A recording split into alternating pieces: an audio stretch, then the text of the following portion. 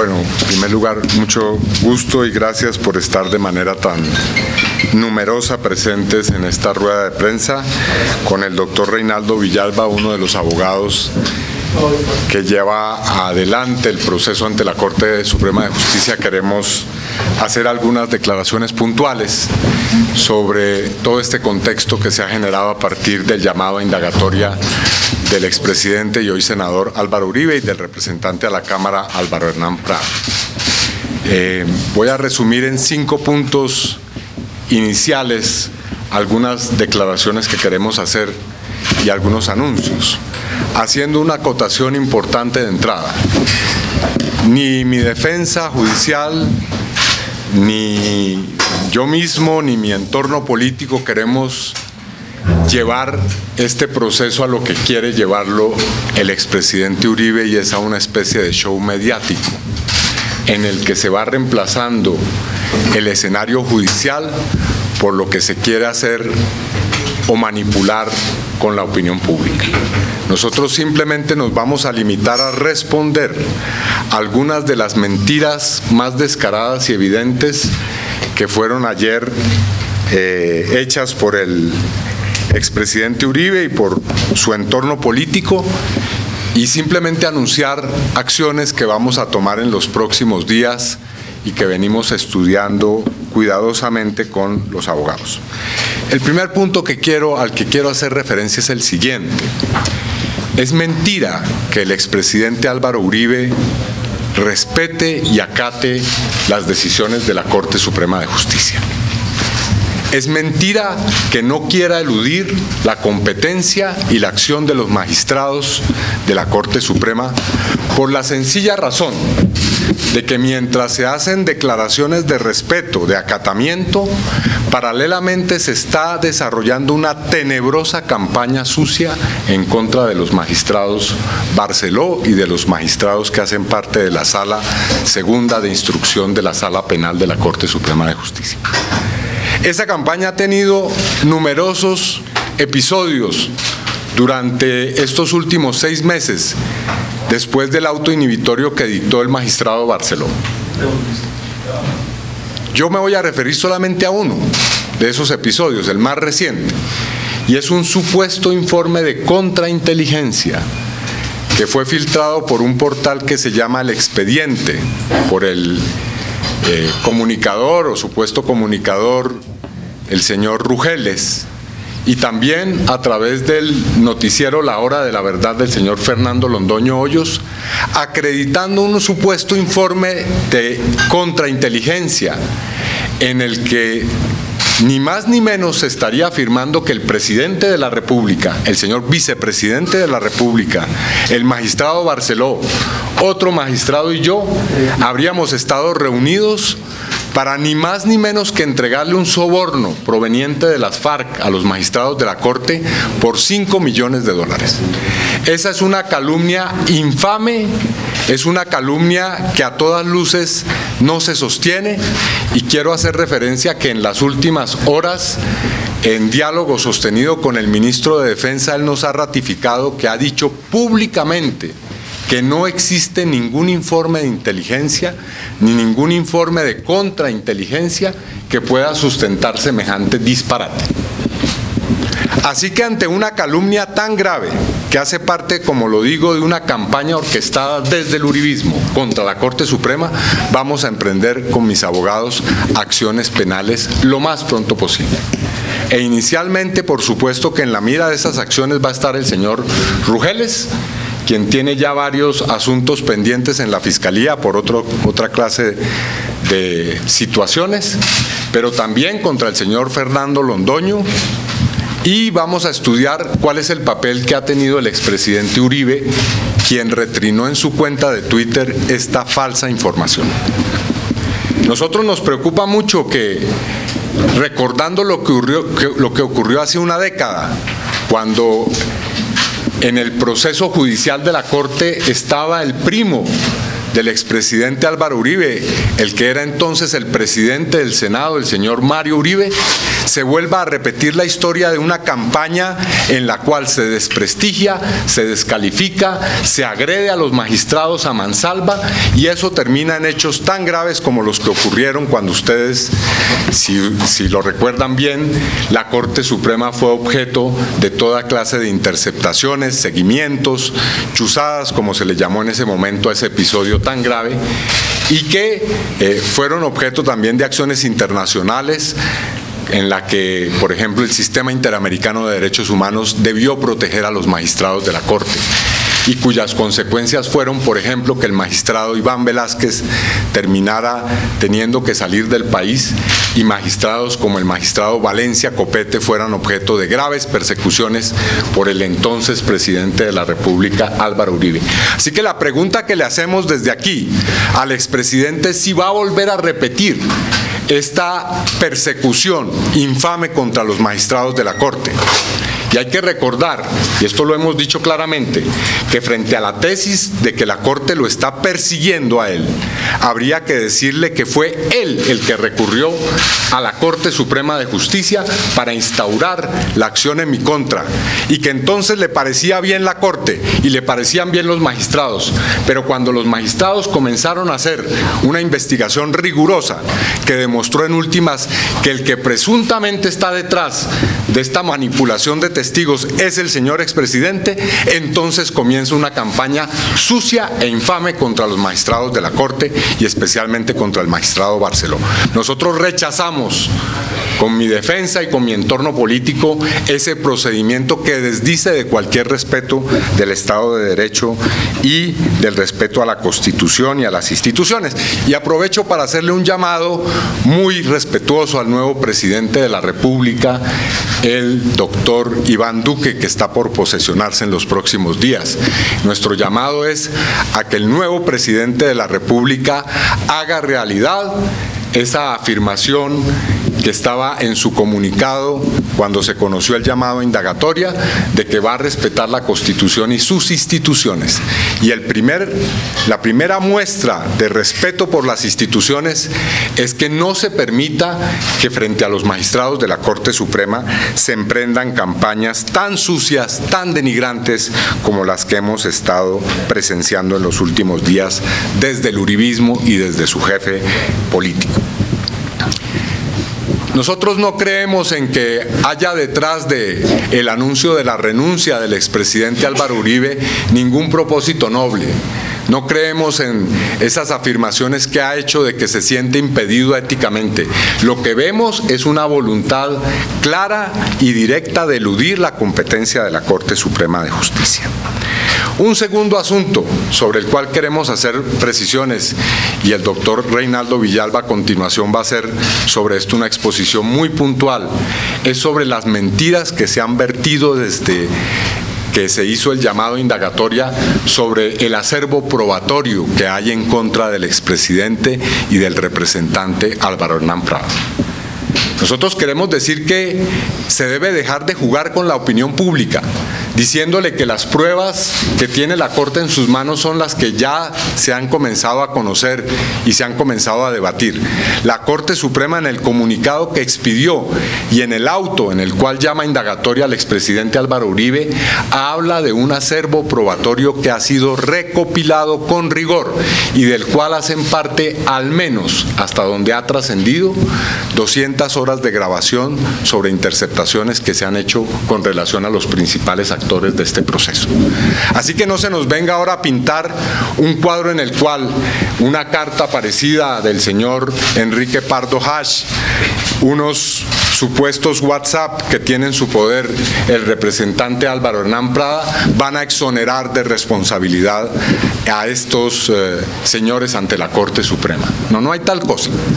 Sobre esos documentos hay que decir, entre otras cosas, sobre la carta de Pardo Hash y sobre esos WhatsApp que mostró ayer el representante Prada, que fueron hechos después, posteriormente a que el testigo Monsalve, por iniciativa propia, decidió hacer grabaciones en las cuales quedara en evidencia que eran ellos, los enviados de Uribe y su colega en el Congreso, el señor Prada, los que estaban buscando a toda costa junto a sus abogados que el señor Monsalve se retractara de sus declaraciones que ha venido sosteniendo, hay que recordarlo, durante al menos los últimos 6 años, a pesar de atentados criminales en su contra. Así que no hay tal cosa de que esos documentos espurios que se están mostrando ante la opinión pública exoneren, liberen de cualquier responsabilidad al expresidente Álvaro Uribe. La responsabilidad penal de él, la contradicción de la prueba, tendrá que hacerlo en escenario judicial y tendrá que hacerlo ante la Corte Suprema de Justicia si es que no tiene éxito su intento por eludir la competencia de la Corte. Así que nosotros llamamos a que se deje de jugar con mentiras impúdicas, con mentiras que son descaradas, que se deje jugar con ese tipo de argucias con la opinión pública. Nosotros sabemos muy bien que el acervo probatorio que hay, tanto en la investigación que se practicó y que dio lugar al auto inhibitorio de febrero, como la que se ha practicado en estos últimos meses, son pruebas de toda rigurosidad y de la mayor contundencia que deberán ser, repito, controvertidas en el escenario judicial. Tercer punto al que hago referencia rápidamente. Contra el señor Juan Guillermo Monsalve, contra su esposa Deyanira Gómez, en los últimos días y en los últimos meses se ha desatado una campaña de amenazas, hostigamientos que han llevado a que la señora Deyanira Gómez haya tenido que salir del país. Y menciono esto porque la Corte Suprema, en el auto de febrero, ordenó que hubiera medidas especiales de protección sobre varios testigos. Uno de ellos, hay que recordarlo hoy, ha sido asesinado, el señor Areiza, quien fue objeto de un atentado mortal en las calles del municipio de Bello, en Antioquia. Bueno, contra el señor Monsalve en los últimos tiempos se han estado haciendo numerosas presiones, no solamente del lado de los abogados del expresidente Uribe y de un entorno que se maneja para eso, sino también en la propia cárcel, lo que motivó el traslado de un patio a una casa fiscal del señor Monsalve. Contra la señora Deyanira Gómez, su esposa, ha habido seguimientos denunciados ante la Unidad Nacional de Protección y el día 17 de abril hubo un intento de ataque contra el vehículo en el cual se movilizaba la señora Deyanira Gómez. En el mes de mayo, ella fue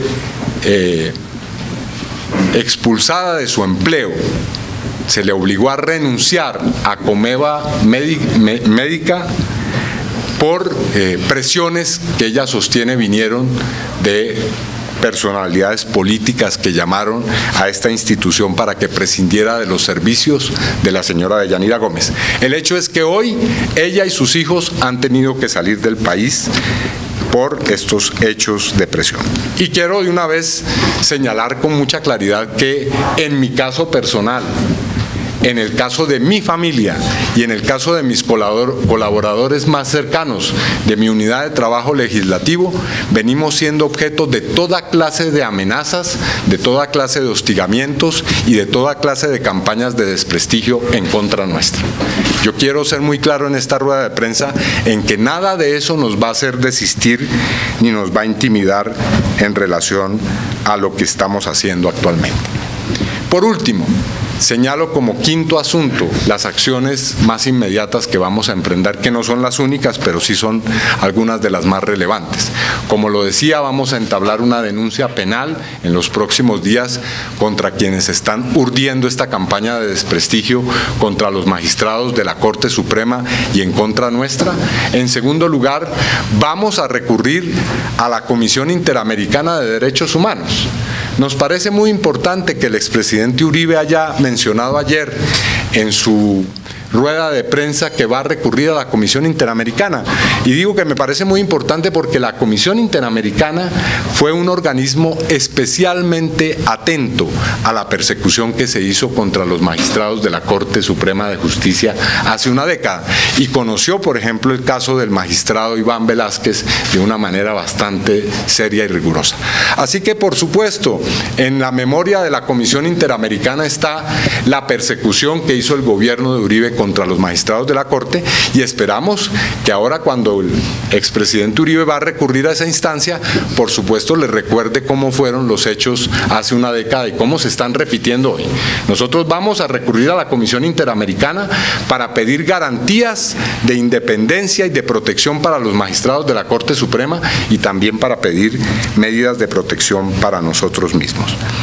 E igualmente vamos a pedir que el relator especial de las Naciones Unidas para la independencia de los jueces y los abogados practique una visita en Colombia para constatar todos estos hechos de persecución contra la Corte Suprema que están intentando entorpecer esta investigación y el desarrollo del proceso judicial en contra del senador Uribe y del representante Prada.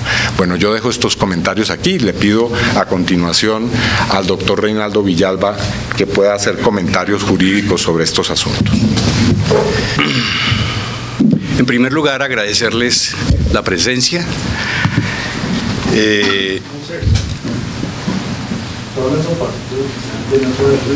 En primer lugar, agradecerles su presencia. En segundo lugar, recordar que esta actuación de la que venimos hablando es la que se ha producido a partir del 16 de febrero de este año. Es decir, a partir de la decisión de la Sala Penal que determinó que no había encontrado mérito alguno para iniciar una investigación formal contra el senador Iván Cepeda Castro. En esa misma decisión del 16 de febrero, ustedes recordarán, la Sala Penal determinó la compulsa de copias para que en cambio fuera investigado el senador Álvaro Uribe Vélez por manipulación de testigos. Y es que esa decisión no ha sido temeraria, sino el resultado de su rigurosa investigación, alimentada por una investigación que en algún momento fue reservada, relacionada con las interceptaciones telefónicas.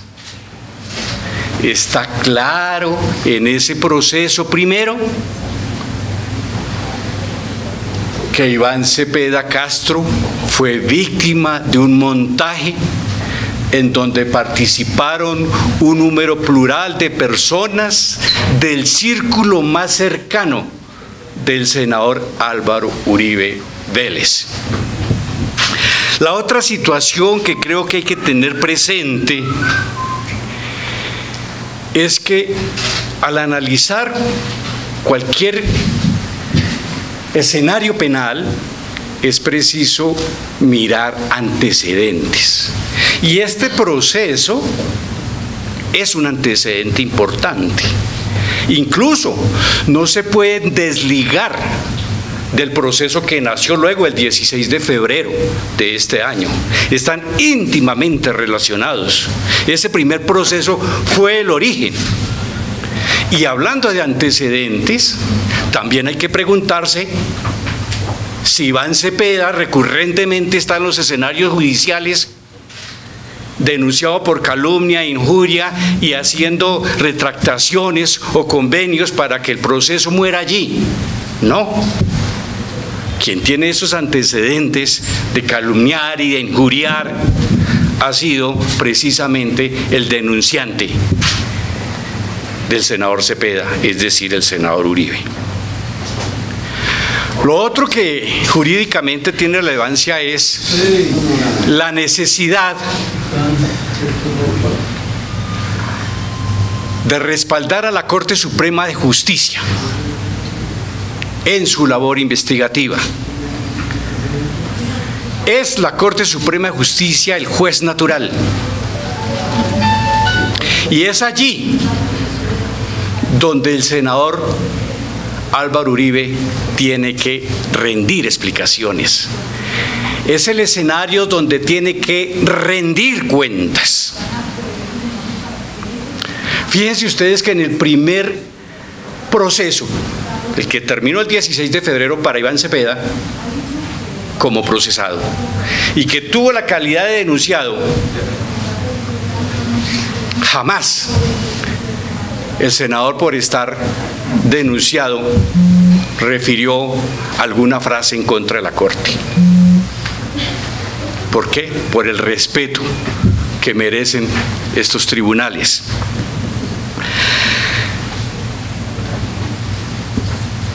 Ha sido una práctica sistemática, como ya lo dijo el senador Cepeda, la de la persecución de las Cortes por parte del senador Uribe. Lo hizo en su calidad de presidente, utilizó su Departamento Administrativo de Seguridad DAS para ello. Este organismo, se sabe públicamente, incluso penetró grabadoras a las mismas salas de la Corte para conocer de los debates que se generaban al interior de ella, en un escenario de procesamiento de parapolíticos, en un escenario donde se estaba también conociendo el proceso contra su primo Mario Iván y otras investigaciones. Un escenario donde también atacó los tribunales internacionales, contra la Comisión Interamericana de Derechos Humanos, a la que ahora quiere acudir, y por supuesto tiene el derecho de hacerlo. Pero la Corte Interamericana obviamente tiene todos estos antecedentes y toda esta información que tendrá que ser tenida en cuenta en cualquier nuevo escenario de debate en estas materias. Yo terminaría diciendo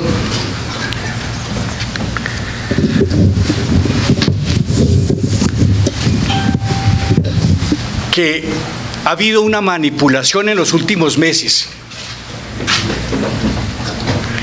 tendiente a desacreditar las pruebas recopiladas, reunidas por la Corte Suprema de Justicia.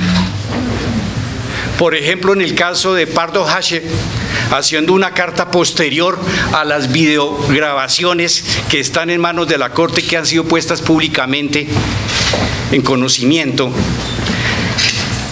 videos que son contundentes, demuestran claramente el enorme afán,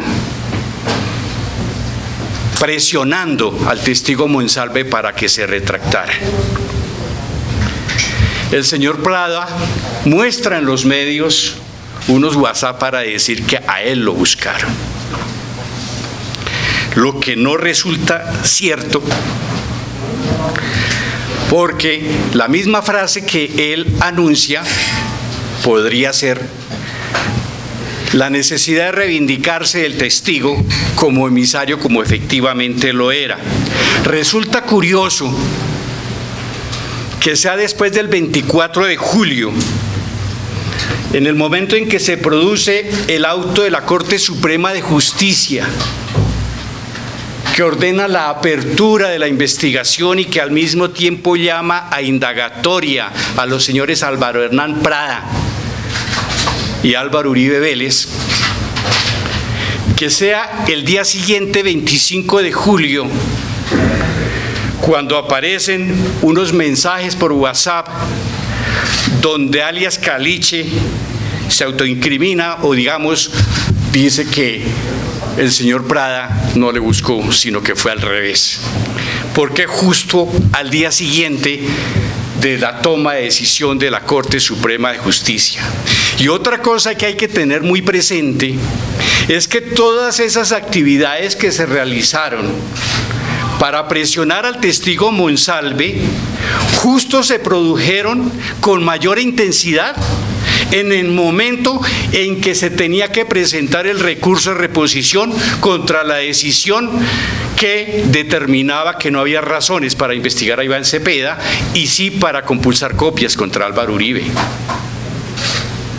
Ese 23 de septiembre, viernes, se vencían los plazos. Alias Caliche tenía conocimiento de eso. Dice el periodista Daniel Coronel en una de sus columnas que cuando lo indagó sobre el por qué conocía la fecha no supo dar explicaciones, y que al hacerle otra pregunta le dijo una vulgaridad que no quiero repetir en esta rueda de prensa, que terminó con la frase, y es que usted no tiene familia, es decir, una amenaza de muerte. Yo creo que toda esta situación ya a nivel jurídico la tenemos que debatir en el escenario natural, que es la Corte Suprema de Justicia. Y creo que no se necesita ser penalista ni abogado para entender que lo que se está tramando es una campaña contra la Corte Suprema de Justicia para asegurar impunidades.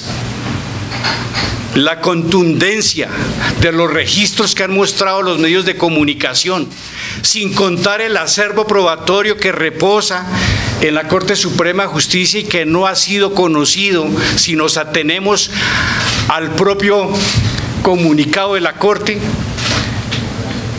son verdaderamente contundentes, como ya se ha mostrado con los que hemos conocido públicamente. De esta manera, yo dejaría mi intervención. Muchas gracias. ¿Nueve preguntas? ¿Alguien va a preguntar? Sí, yo tengo una pregunta. Senador Cepeda, frente a las, digamos, amenazas constantes incluso de su familia, ¿se han tomado algunas determinaciones adicionales a las que ya tiene actualmente? Bueno, no, hemos preferido no buscar fortalecer el esquema de protección. Creemos que en este caso la denuncia pública es por ahora un elemento y una herramienta suficiente, pero vamos a analizarlo. Las últimas horas, por ejemplo, supimos que en estos últimos 2 días ha habido en el entorno de mi apartamento personas que han estado fotografiando mi lugar de residencia, y eso es un hecho común. No es la primera vez que se presenta. El esquema de seguridad ha reportado a la unidad de protección sucesivos episodios de esa naturaleza. Personas que están merodeando mi lugar de residencia, campañas en contra de mi esposa Pilar Rueda por el hecho de que ella, por méritos propios, haga parte en este momento de la unidad de investigación en la Jurisdicción Especial para la Paz, acciones de desprestigio en contra de varios de mis colaboradores y asesoras de la Unidad de Trabajo Legislativo, en la cual se sostiene ni más ni menos la calumnia de que yo tendría un puente directo con la oficina del magistrado Barceló, cosa que es una absoluta infamia y una mentira. Y en fin, podría denunciar muchísimos otros hechos que van en esta dirección, pero todo esto es precisamente parte de una campaña en la cual contra la Corte Suprema, contra el señor Monsalve, contra mis abogados, contra mi trabajo, está operando una estrategia de intimidación, de hostigamiento y de amenazas, hay que decirlo claramente. No, pero también se insiste, pues escuchando ya las declaraciones también, senador Uribe, también se insiste de que usted hizo visitas constantes, incluso más de 200 a las cárceles. 21, ha dicho el... Sí. Digamos que frente a ese tipo de señalamientos que no solamente es ahorita, sino de hace mucho tiempo, ¿qué se puede decir? No, Uribe parte de la convicción de que repetir una mentira de una manera obcecada y terca ante la opinión pública garantiza que eso se vaya convirtiendo prácticamente como una especie de verdad aceptada. Pero hay que recordar claramente los hechos. En el auto inhibitorio de la Corte de febrero de este año se dice claramente que yo visité solo 9 veces al señor Monsalve. Hice 21 solicitudes, muchas de las oportunidades en las cuales solicité poder verlo, no pude llegar a la cárcel por asuntos de mi trabajo legislativo. Y lo visité 9 veces. Bueno, 9 veces también es una cifra importante, pero todas y cada una de esas visitas estaban relacionadas con la situación de altísimo riesgo del señor Monsalve. Y una segunda mentira que dijo ayer, sin que se le, digamos, frunciera el ceño o se le viera en el rostro la desvergüenza de la mentira al expresidente Uribe. Dijo que yo le habría entregado dineros al señor Monsalve y a su familia. Eso es una mentira. y está claramente también establecido en la misma decisión judicial de la Corte.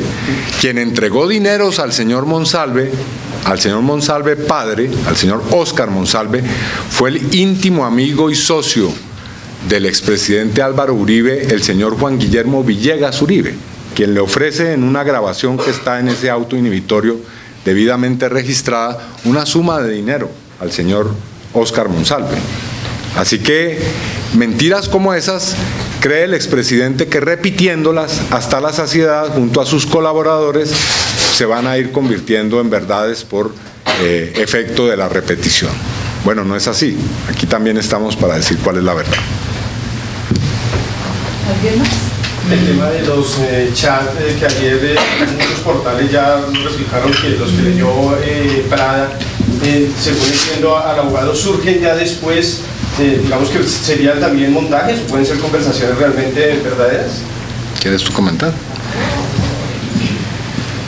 Bueno, en primer lugar, si ustedes repasan las conversaciones entre Monsalve y Caliche, lo que se denota es una unidad de voluntad,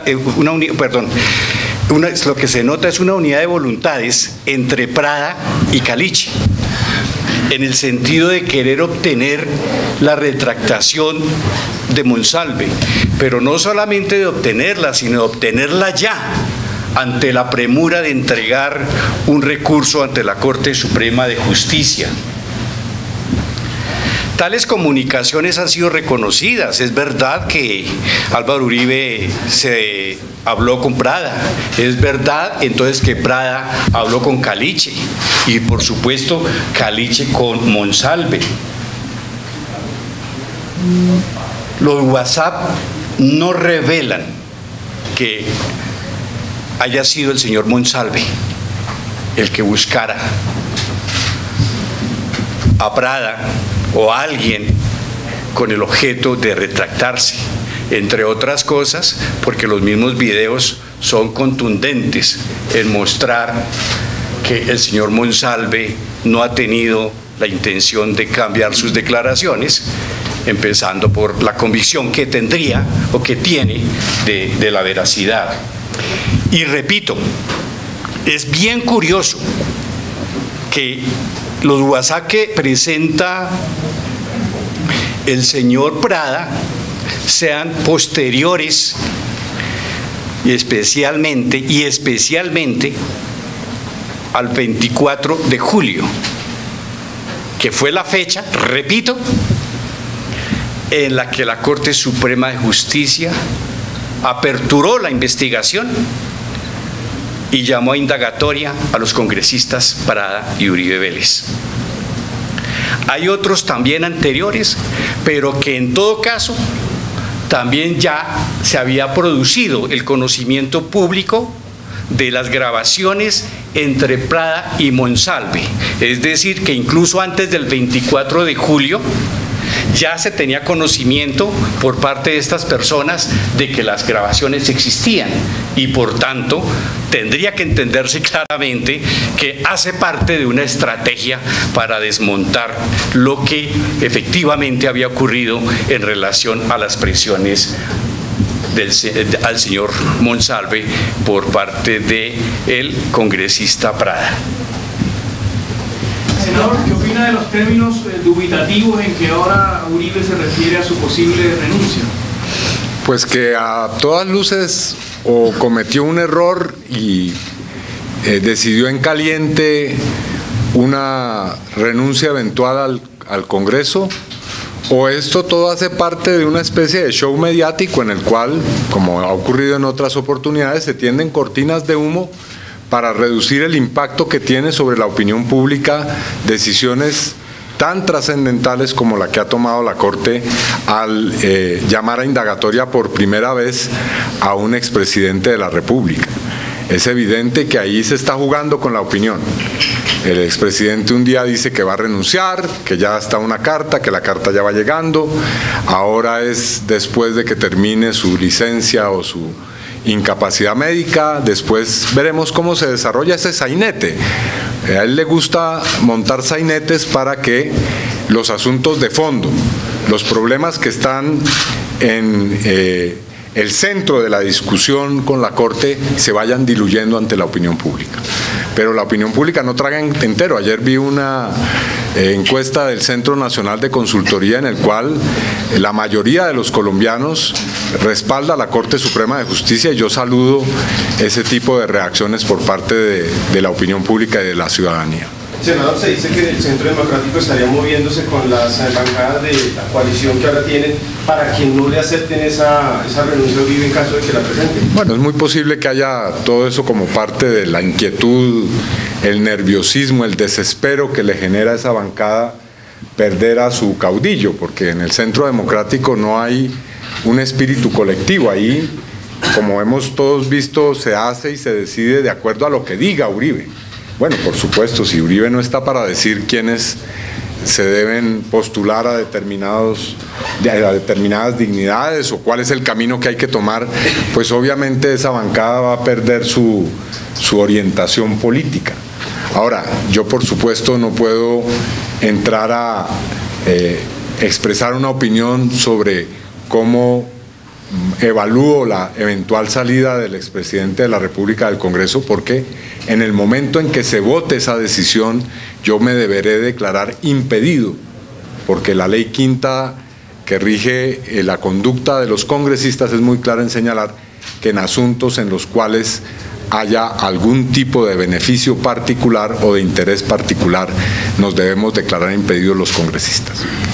Quisiera saber cómo valoran el recurso, la recusación que incluso la defensa del senador Uribe, qué implicaciones tiene en el caso, que ha suspendido, pero por qué, y es una actuación. Bueno, voy a contestar su pregunta de acuerdo a lo que afirmó el abogado Granados en la rueda de prensa, porque tengo que hacer claridad que no conozco el texto. Advirtió el abogado Granados que las razones de la recusación eran varias. Una, falta de competencia de la sala. A eso, de primera mano, lo que yo tendría que decir es que la falta de competencia no es causal de recusación. No figura entre las causales de recusación. Lo segundo, que no habría garantías para su defensa y que eso lo mostraría las filtraciones que se han producido. Y lo tercero, que alega, si me permite por aquí, yo lo había puesto un momentico. Mira, recusación, un momento. Tengo la nota sobre la recusación. Uno, como decía, era la falta de competencia, pero repito que la ausencia de competencia no es causal de recusación. La segunda es que no hay garantías para su defensa y alega la filtración. Y la tercera, según Granados, es que no habría imparcialidad por parte de los magistrados. Obviamente, quienes tienen que pronunciarse sobre esta recusación es la propia Corte Suprema de Justicia. Desde mi opinión, no se produce ninguna de las causales que la ley contempla para que ese recurso de recusación pueda tener alguna posibilidad de éxito. Lo cierto sí es que el efecto inmediato de la recusación es una parálisis de la actividad de la Corte, en el sentido de que tiene que esperar se tiene que esperar la decisión por parte de los magistrados en relación a esa recusación para luego reanudar normalmente el discurrir procesal. Esa sería la situación en relación a la recusación. Última pregunta, senador. Tal vez primero su colega que todavía no ha preguntado. ¿Cuánto tiempo sería la suspensión de ese proceso? Hablando en términos de tiempo. La normatividad penal no tiene un tiempo determinado, pero siempre se entiende que las decisiones judiciales se deben resolver a la mayor brevedad posible. Pronta y cumplida justicia. Y entre otras cosas, La Corte ha señalado los días 3 y 4 de septiembre para recibir la indagatoria de Álvaro Uribe Vélez y de Álvaro Hernán Prada. Lo ideal sería entonces que para esa fecha estuviera resuelta de manera definitiva esa recusación para que el proceso no sufra mayores demoras. Pero no se puede, no, dos formas jurídicas también con el proceso. Ustedes habían anunciado después de la decisión de la Corte hacerse o solicitar ser parte civil, ¿ya dieron respuesta o ya lo hicieron? Y segundo, si ya tienen fecha también para la ampliación de la declaratoria ante la Corte. Bueno, sobre la primera pregunta, nosotros efectivamente hemos estado estudiando esa posibilidad y todavía no tenemos una decisión en firme, pero estamos precisamente analizando todas y cada una de las circunstancias que tienen que ver con el proceso para tener una decisión lo más fundamentada y argumentada posible.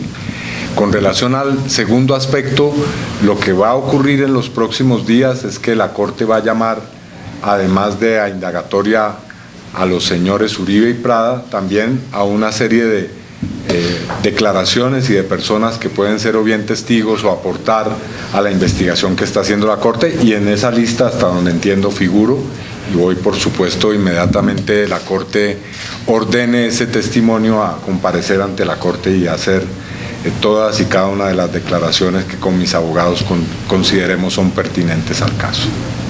Senador Iván Cepeda, para aclarar un poco sobre este tema de la denuncia penal que va a estar contra quienes están haciendo ese infame, como usted lo llama, directamente contra quienes va a hacer esa denuncia, y para aclarar, va a ser ante la Fiscalía esa nueva denuncia que va a estar.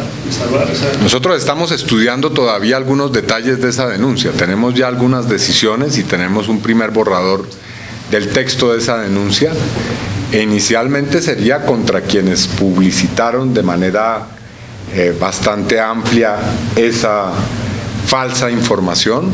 Los señores, si no estoy mal, se llama Gustavo Rugeles, es uno, el señor Fernando Londoño Hoyos, pero también estamos analizando qué papel jugó, y sobre esto todavía no tenemos una posición claramente tomada, el propio expresidente Álvaro Uribe, quien en su cuenta de Twitter retrinó esta información. Así que estamos analizando todo el espectro de responsabilidades y la profundidad de responsabilidades. Lo primero que hemos logrado ya establecer, repito, por una información de primera mano, es que el ministro de Defensa dice que no existe ese informe, que una vez se ha verificado no hay tal cosa. O sea que estamos ante un típico montaje, y no cualquier montaje, es decir, soltarle a la opinión pública la novedad de que el presidente de la República, el vicepresidente de la República, un magistrado de la Corte Suprema de Justicia, un senador de la República, habríamos estado reunidos para entregarle $5 millones provenientes de la guerrilla o exguerrilla de las FARC a los magistrados. Sin lugar a dudas es una información supremamente grave y, repito, es una calumnia grave, y esperamos que sobre eso se pronuncie la justicia muy pronto y sancione debidamente, castigue debidamente a quienes han producido semejante información.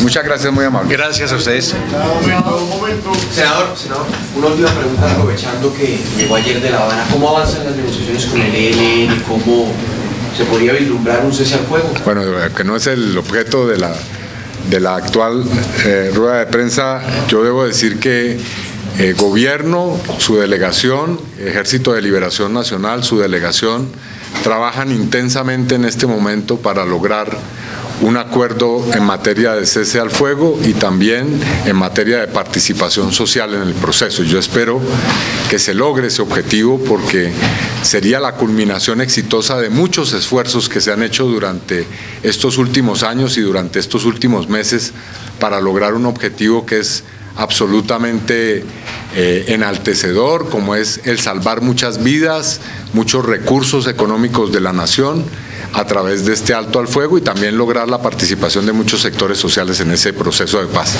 Como se sabe, en estas negociaciones el último momento de pactar un acuerdo es supremamente álgido y puede ocurrir tanto que se logre como que no se logre, así que no haría ninguna afirmación contundente. Lo que sí puedo señalar es que de ambas partes existe una voluntad muy clara de poder llegar a este nuevo éxito en el proceso de paz y este acuerdo. Muchas gracias, muy amable.